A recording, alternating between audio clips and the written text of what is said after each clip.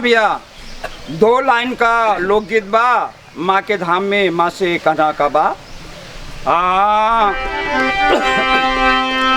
अरे उजड़ल जमनवा निहाराय जननी, उजड़ल जमनवा निहाराय जननी, टूटल सुमनवा से नाता। उजड़ल जमाना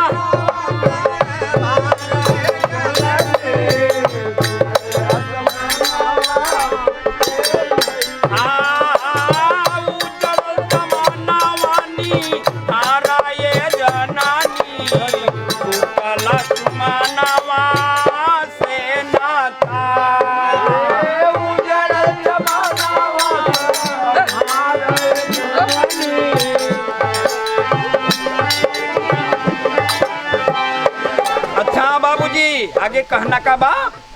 अरे निस दिन बाहे नाही पुरुआ बयारिया, निस दिन बाहे नाही पुरुआ बयारिया, निस दिन बाहे नाही पुरुआ बयारिया, सब दिन बरसे ना सवनी बदारिया, सब दिन बरसे ना सवनी बदारिया,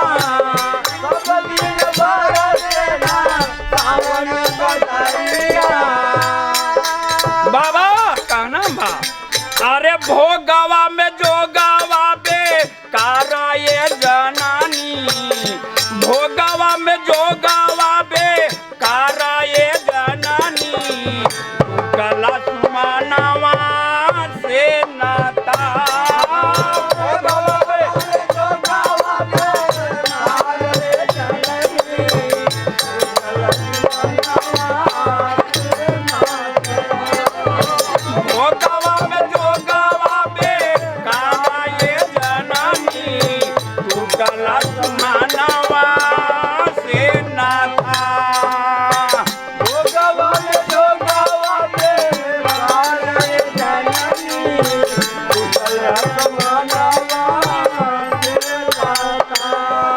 अच्छा भाई, दूसरे लाइन में कहना का बा। स्कूल में बच्चा लोग जब पढ़े जाते वहाँ गणित, विज्ञान, हिंदी, अंग्रेजी सब कुछ पढ़ाया जाता, लेकिन ये बात नहीं पढ़ाई जाता। वो हमारे कभी लिखे का है।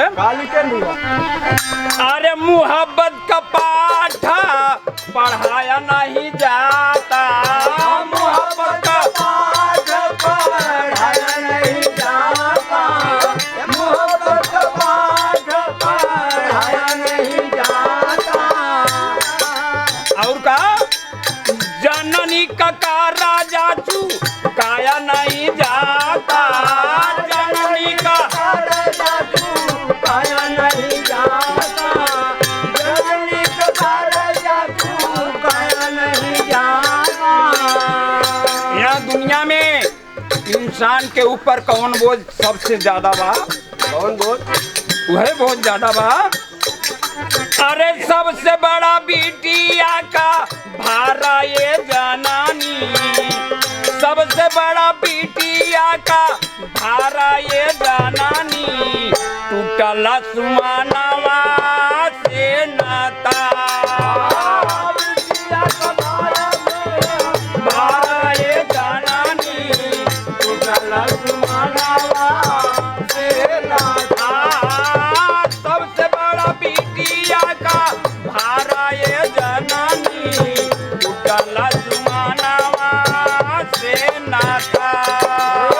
सबसे बड़ा बिटिया का भारा ये जनानी, टूटल सुमनवा से नाता।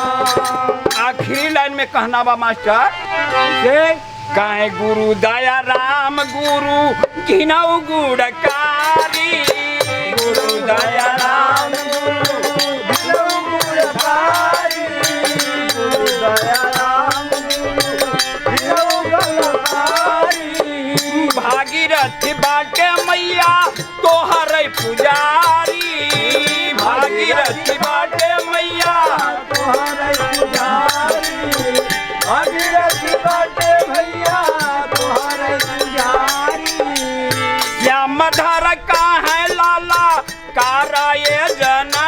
श्याम धर कहे लाला कार ये जननी टूटल सुमाना